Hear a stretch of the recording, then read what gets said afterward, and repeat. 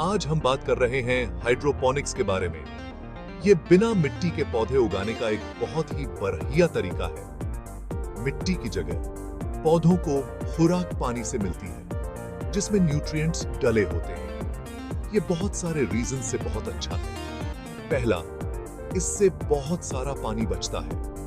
आम खेती में बहुत पानी लगता है, लेकिन हाइड्रोपोनिक्स में कम पानी लगता है, क्योंकि सारा पानी रिसाइकल होता रहता है।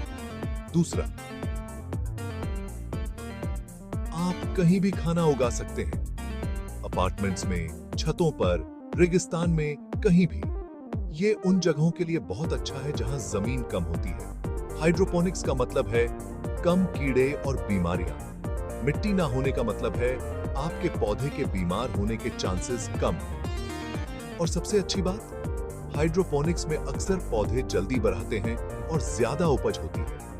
तो चलिए अब कुछ सबसे अच्छे टेक्निक्स के बारे में जानते हैं।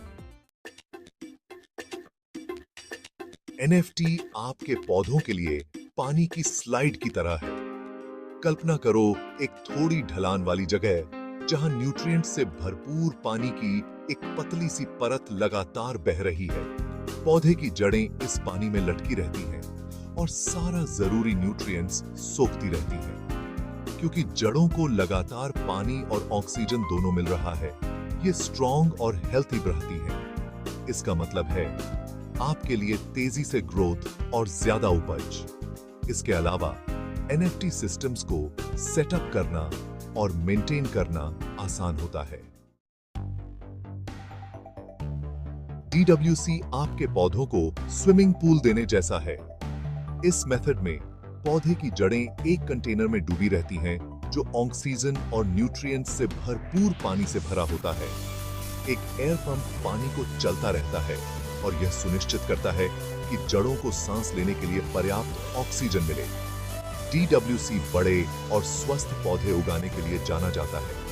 ऐसा इसलिए है क्योंकि जड़ों को लगातार पानी और न्यूट्रिएंट्स मिलता रहता है, जिससे वे बहुत स्ट्रॉन्ग हो जाती हैं।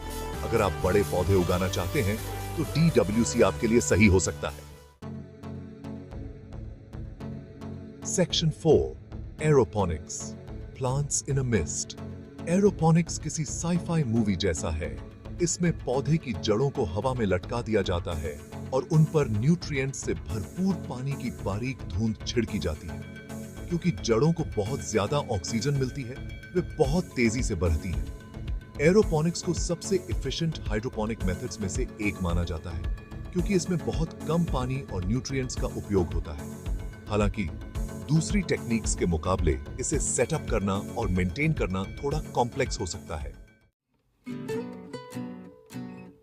Section 5, wick system, simple hydroponics at home. Wick system beginners के लिए एकदम सही है, क्योंकि यह बहुत ही आसान है।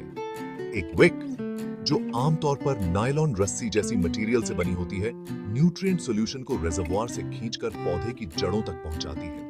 हाइड्रोपोनिक्स शुरू करने का यह एक लो मेंटेनेंस और सस्ता तरीका है। हालांकि यह छोटे पौधों और हर्ब्स के लिए बहुत अच्छा है, लेकिन यह बड़े, ज्यादा पानी चाहने वाले पौधों के लिए सबसे अच्छा विकल्प नहीं हो सकता है। Section 6, ebb and flow, tides for your plants। समुद्र में आते जाते ज्वार की कल्पना करो। ebb and flow सिस्टम कुछ इसी तरह काम करता है। पौधे एक ग्रो ट्रे में होते हैं और एक पंप समय समय पर ट्रे को न्यूट्रिएंट सॉल्यूशन से भर देता है। फिर सॉल्यूशन वापस रिजर्वॉयर में चला जाता है। यह भरने और खाली होने का साइकिल पौधों को पानी और ऑक्सीजन दोनों प्रदान करता है। यह एक वर्सेटाइल टेक्निक है जिसका उपयोग कई तरह के पौधे उगाने के लिए किया जा सकता है। Section 7, conclusion, the future is growing up. तो लीजिए, ये रहा आपके लिए। हाइड्रोपोनिक्स खेती के बारे में हमारे सोचने के तरीके को बदल रहा है। यह एफिशिएंट है, सस्टेनेबल है और हमें प्रैक्टिकली कहीं भी खाना उगाने की सुविधा देता है। चाहे आप एक अनुभवी माली हो या अभी शुरुआत कर रहे हो, आपके लिए एक हाइड्रोपोनिक टेक्निक जरूर है। बढ़ती हुई आबादी, और भोजन की बढ़ती जरूरतों के साथ हाइड्रोपोनिक्स हमें खेती के भविष्य की एक झलक दिखाता है। तो क्यों ना इसे आजमाया जाए?